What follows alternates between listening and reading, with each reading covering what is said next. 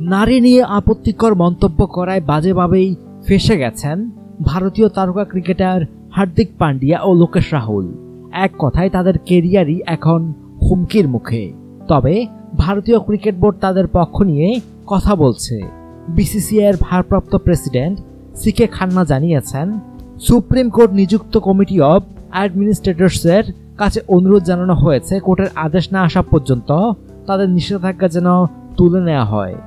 ভারতীয় সংবাদ মাধ্যমকে খান্না বলেন, অমীমাংসিত তদন্ত শেষ না হওয়া পর্যন্ত তাদের দুজনকেই নিউজিল্যান্ড সফরে পাঠানো হোক। তারা ভুল করেছে। তারা ইতিমধ্যে নিষিদ্ধ হয়ে অস্ট্রেলিয়া থেকে দেশে ফিরেছে। তারা তাদের ভুলের জন্য ক্ষমাও চেয়েছে। আমরা তাদের কেরিয়ারকে নরকে ফেলতে পারি না। নারী নিয়ে অশালীল মন্তব্যের জোরে হার্দিক পান্ডিয়া ও লোকেশ রাহুলকে অনির্দিষ্টকালের জন্য নিষিদ্ধ করেছে ভারতীয় বোর্ড। শুধু তাই নয়, ভারত জুড়ে উঠে পড়া প্রবল বিতর্কের ঝড়ের মধ্যেই দুই ক্রিকেটারকে অস্ট্রেলিয়া থেকে দেশে ফিরিয়ে আনা হয়।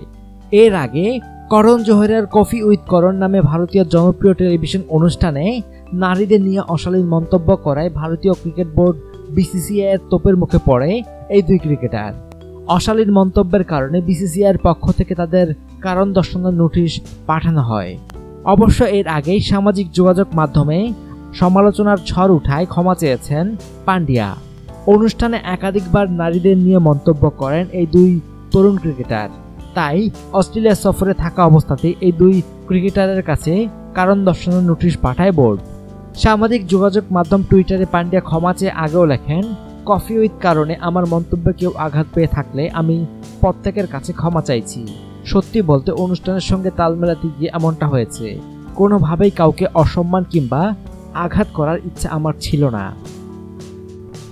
অনুগ্রহপূর্বক সংবাদটি শেয়ার করুন এবং দেশ বিদেশের সর্বশেষ খবর জানতে স্পোর্টস লাইট সাবস্ক্রাইব করে রাখুন। ধন্যবাদ।